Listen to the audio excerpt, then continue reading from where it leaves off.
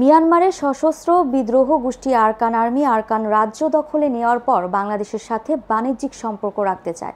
ফেরত আসা জেলেরা এসব তথ্য গণমাধ্যমে প্রকাশ করে। বিস্তারিত প্রতিবেদনে।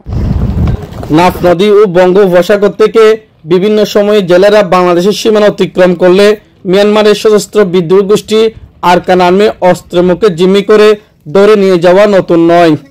এ ধরনের ঘটনা প্রতিনিয়তই ঘটছে সীমান্তে। বিজিবির সহায়তায় গেল 15 মার্চ বিভিন্ন সময়ে ধরে নিয়ে যাওয়া জেলেদেরকে মিয়ানমারের সশস্ত্র বিদ্রোহ গোষ্ঠী আরকান আর্মি ফেরত দিয়েছে। জেলেরা ফেরত আসা মাত্র নতুন বার্তা দিলেন। মিয়ানমারের সশস্ত্র বিদ্রোহ গোষ্ঠী আরকান আর্মি বাংলাদেশের সরকারের সাথে সম্পর্ক রাখতে চায়। আরকান আর্মি ধরে মায়া জাল মারা হইলে তোমার বাংলাদেশের সরকার তুন আড়ালো যোগাযোগ করো।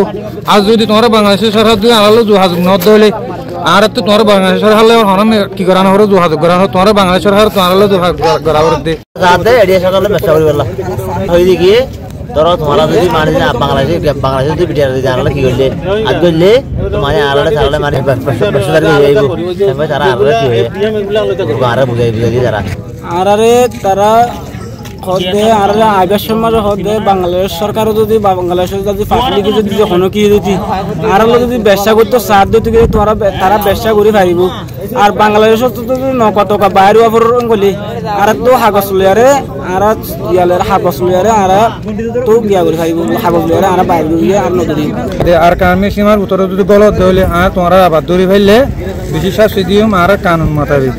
আজ যদি তোমার তো জাল মারে হাওর দইলে আর আমি ধরি আমারে তোমার তো কি করা হইব তোমার দেশের সরকার তুন আর সরকার লইয়ারে আর আমি সরকার লইয়ারে দলাওয়ারু দলাওয়ারি তারা যদি আর লইয়া কথাবার্তা ভাঙি যদি ঘরের দইলে তোমরা জাল মারি হারিবা আর ফাঁসে আইরে। জেলেদেরকে আরকান আর্মি বললেন, আমরা আরকান রাজ্য দখল করে নিয়েছি। আমাদের সীমানায় ঢুকতে হলে বাংলাদেশ সরকার আগে আমাদের সাথে সুসম্পর্ক তৈরি করতে হবে। যদি সুসম্পর্ক তৈরি না করে আমাদের সীমানায় ঢুকলে কাউকে বিন্দু পরিমাণ ছাড় দেব না। এই মেসেজটা তোমরা সরকারের কাছে জানাবেন। এই বিষয়ে টেকনাফ উপজেলা নির্বাহী কর্মকর্তা শেখ এহসান উদ্দিন বলেন, আরকান আর্মির সাথে আমাদের যোগাযোগ এখনো হয়নি। জেলেরা বাংলাদেশের সীমানা অতিক্রম করলে তাদের অভ্যন্তরে গিয়ে আমাদের নিরাপত্তা নিশ্চিত করা সম্ভব নয়।